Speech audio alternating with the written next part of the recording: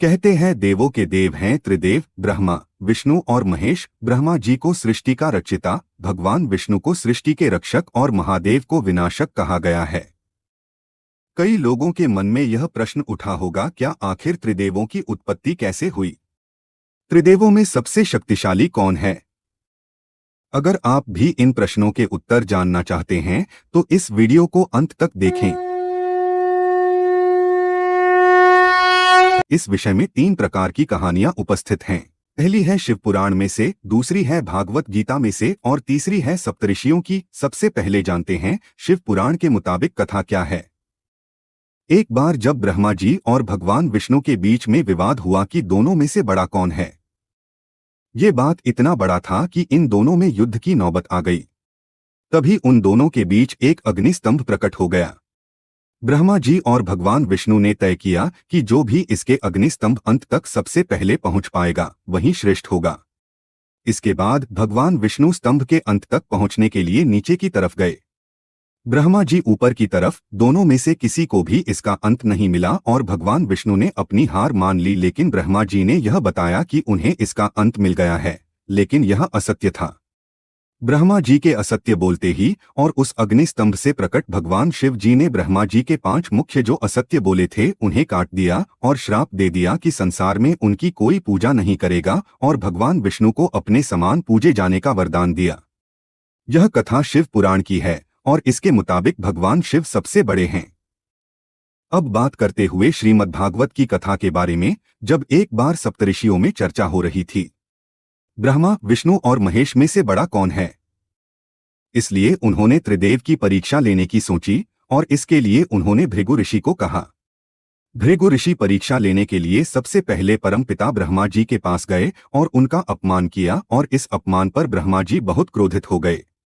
इसके बाद भृगु ऋषि भगवान शिव के पास गए और उनका अपमान किया, और बाद में जब भगवान विष्णु के पास गए तब विष्णु जी विश्राम कर रहे थे। भृगु ऋषि ने उनकी छाती पर लात मारी।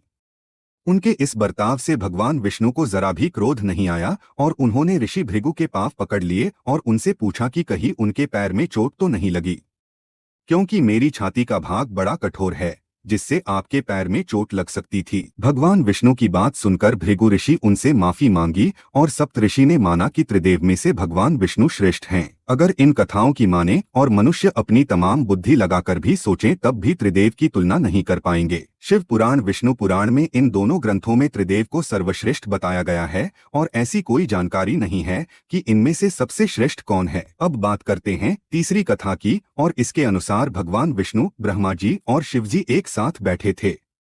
तभी शिवजी ने सोचा कि जब मैं विनाशक हूँ तो क्या मैं अपनी शक्तियों से किसी का भी विनाश कर सकता हूँ? क्या मैं ब्रह्मा जी, विष्णु जी का भी विनाश कर सकता हूँ? शिवजी के इस विचार से ब्रह्मा जी और भगवान विष्णु मुस्कुराए और ब्रह्मा जी ने कहा कि क्यों ना आप अपनी शक्तियां का मुझ पर इस्तेमाल करें, क्योंकि मैं भी जानना चाहता हूं कि आपकी शक्तियां मुझ पर क्या असर करती है। जब शिवजी ने अपनी शक्ति का इस्तेमाल किया तब ब्रह्मा जी जल के भस्म हो गए और वहां पर राख का ढेर हो गया। भगवान शिव जब चिंतित हो गए कि अब सृष्टि का क्या होगा, तभी जब शिवजी उसे राख को अपनी मुट्ठी में लेने वाले थे तब उसमें से आवाज आई कि महादेव, मुझे कुछ नहीं हुआ। तब ब्रह्मा जी ने बताया कि आपकी शक्ति के मुझ पर इस्तेमाल से राख का निर्माण हुआ और जहाँ भी निर्माण होता है वहाँ पर मैं होता हूँ। अब भगवान विष्णु मुस्कुराए और महादेव से कहा कि मैं इस सृष्टि का संरक्षक हूँ, मैं भी जानना चाहता हूँ कि आपकी शक्ति का मुझ पर क्या असर होता है। तब शिवजी ने अपनी सारी शक्ति का भगवान विष्णु पर प्रयोग किया तो वहां पर भी राख का ढेर लग गया, लेकिन उसमें से आवाज आई कि महादेव, मैं भी यही हूँ, कृपया अपनी सारी शक्ति का प्रयोग करें। और ऐसा करने के बाद सारी राख के कण गायब हो गए, लेकिन एक कण रह गया। उस कण से भगवान विष्णु पुनः प्रकट हुए और साबित हो गया कि उन्हें यानी सृष्टि के संरक्षकों कोई नहीं मार सकता। तब महादेव ने सोचा कि ब्रह्मा जी विष्णु जी का विनाश नहीं कर सकता, और अगर मैं अपने आप का विनाश करूं तो उनका विनाश भी क्या हो जाएगा, क्योंकि अगर मैं नहीं रहा तो विनाश नहीं रहेगा और बिना विनाश की रचना नहीं हो सकती, और अगर रचना नहीं होगी तो उसकी रक्षा की जरूरत नहीं रहेगी। ये सब बातें विष्णु जी मन ही मन सुनकर मुस्कुरा रहे थे और समझ गई कि महादेव क्या करने वाले हैं। भगवान शिव ने अपना विनाश कर दिया और राख में बदल गए।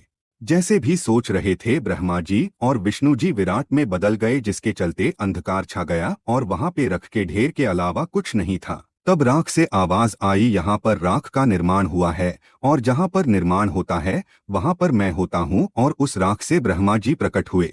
उसके बाद विष्णु जी पर अंत में शिव जी प्रकट हुए, क्योंकि जहाँ पर रचना होती है वहां पर सबसे पहले सुरक्षा थी और फिर विनाश। इस घटना से शिवजी ने जाना कि त्रिदेवों का विनाश असंभव है और इस घटना की स्मृति के लिए भगवान शिव ने इस राख को अपने शरीर को लगा लिया और तब से उन्हें शिव भस्म कहा गया। इस कथा से हमने जाना कि त्रिदेव की आपस में तुलना करना गलत है और हमें उनकी भक्ति करनी चाहिए, क्योंकि जहाँ रचना होगी वहाँ ब्रह्मा जी होंगे। उस रचना के संरक्षण के लिए भगवान विष्णु, और अगर रचना होगी तो भविष्य में उसका विनाश भी जरूरी है, कि विनाश के बिना रचना संभव नहीं। इसलिए तीनों देवों की आवश्यकता है इस सृष्टि को चलाने के लिए। तो यह जानकारी आपको कैसे लगी, हमें कमेंट बॉक्स में लिखकर जरूर बताइए। आप इनमें से किसकी भक्ति करते हैं, या हमें कमेंट में लिखकर जरूर बताइए।